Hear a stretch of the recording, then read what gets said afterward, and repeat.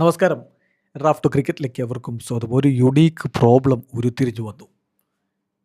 Pfeiffer എടുത്ത ball ആര് കൊണ്ടുപോകും? സാധാരണ ഫൈഫർ എടുത്തു കഴിഞ്ഞാൽ ആ ബോൾ ആ ഫൈഫർ എടുത്ത ബോളർ കൊണ്ടുപോകുമല്ലോ. ഇതിപ്പോൾ 2 പേർക്ക് ഫൈഫർ. എന്ത് ചെയ്യും? ആ യുണീക്ക് പ്രോബ്ലത്തിന് അവരൊരു യുണീക്ക് സൊല്യൂഷനും കണ്ടു. യെസ്, പാകിസ്ഥാനെ എറിഞ്ഞിട്ടതിന് ശേഷം ഇംഗ്ലീഷ് താരങ്ങൾക്കിടയിൽ ഒരു സംശയം, മാച്ച് ബോൾ ആരാ കൊണ്ടുപോകേണ്ടത് എന്നുള്ളത്. അതിനവർ പരിഹാരം കണ്ടത് വളരെ രസകരമായ രൂപത്തിലാണ്. അതിൻ്റെ വീഡിയോ തന്നെ ഇംഗ്ലീഷ് ക്രിക്കറ്റ് ബോർഡ് പുറത്തു വിടുകയും ചെയ്തു. നോക്കുക, 5 വിക്കറ്റ് വീതമാണ് പാകിസ്ഥാൻ്റെ ഇന്നിങ്സിൽ ഒലി റോബിൻസണും ജോഷ് ടങ്കും എടുത്തത്.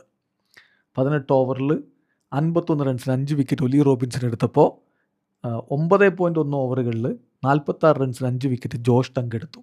ഒടുവിൽ ഈ ബോൾ 5 വിക്കറ്റ് എടുത്ത ബോൾ എന്ത് ചെയ്തു, മാച്ച് ബോൾ എന്ത് ചെയ്തു എന്ന് വെച്ചാൽ അവരത് കൃത്യമായിട്ട് നടുവേ അങ്ങ് ഛേദിച്ചു.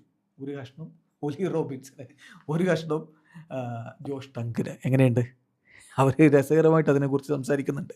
എന്തായാലും ഇത് ഓർമ്മിക്കപ്പെടും എക്കാലത്തും. ഇത് സാധാരണഗതിയിൽ സംഭവിക്കുന്നതല്ലല്ലോ എന്ന് താരങ്ങൾ അതിൽ പറയുന്നുണ്ട്. അതാണ് അതിൻ്റെ ഏറ്റവും പ്രധാനപ്പെട്ട കാര്യവും. ഇങ്ങനെയൊക്കെ വളരെ റയറായിട്ട് സംഭവിക്കുന്നതാണ്. അതവർ രസകരമായ രൂപത്തിൽ ഹാൻഡിൽ ചെയ്യുകയും ചെയ്തു. ഏതായാലും കളിയിൽ പാകിസ്ഥാൻ പതിവ് പോലെ തന്നെ വല്ലാത്തൊരു അവസ്ഥയിൽ പൊട്ടി തകരുന്ന കാഴ്ച. അവരുടെ അവസാനത്തെ 7 വിക്കറ്റുകൾ വീണത് വെറും 54 റൺസിനാണ്. ആദ്യ ടെസ്റ്റിൻ്റെ ആദ്യ ദിവസം ഇന്നലെ പാകിസ്ഥാൻ ആദ്യം ബാറ്റ് ചെയ്ത് 171 റൺസിന് ഓൾ ഔട്ടായി.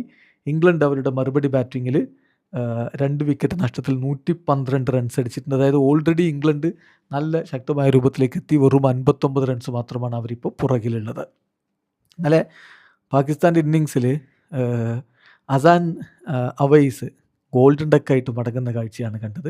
അവിടെ തുടങ്ങി റോബിൻസൻ്റെ വിക്കറ്റ് വേട്ട. ഇമാമുൽ ഹക്ക് 42, ജോഷ് ടങ്കാണ് ആ വിക്കറ്റ് എടുത്തത്. Shan Masood 5 runs, Robinson wicket എടുത്തു. ഇങ്ങനെ റോബിൻസൺ, ജോഷ് ടങ്ക് ഇങ്ങനെ മാറി മാറി വിക്കറ്റ് എടുത്ത് വരികയായിരുന്നു. അബ്ദുള്ള ഷഫീഖാണ് ടോപ്പ് സ്കോറർ. അദ്ദേഹം 61 റൺസ് അടിച്ചു. റോബിൻസൺ ബൗൾഡാക്കിയായിരുന്നു.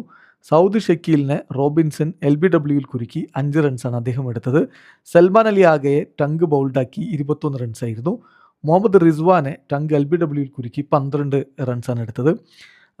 അലി ഉസ്മാനെ ടങ്ക് LBWയിൽ കുരുക്കി ഡക്കായിരുന്നു. ഖുറം ഷഹസാദിനെ റോബിൻസൺ പറഞ്ഞു വിട്ടു, 14 റൺസാണ് അടിച്ചത്. മുഹമ്മദ് അബ്ബാസിനെ ടങ്ക് ബൗൾഡാക്കി 2 റൺസാണ് അടിച്ചത്. അപ്പോൾ ഇങ്ങനെ ടങ്ക്, റോബിൻസൺ എന്നിവർ മാറി മാറി വിക്കറ്റ് എടുത്തപ്പോൾ 171 റൺസിന് പാകിസ്ഥാൻ ഓൾ ഔട്ട് ആവുന്ന കാഴ്ച. മറുപടി ബാറ്റിങ്ങിൽ ഇംഗ്ലീഷ് നിരയിൽ ബെൻ ഡക്കറ്റ് 15 റൺസുമായിട്ട് മടങ്ങിപ്പോയി.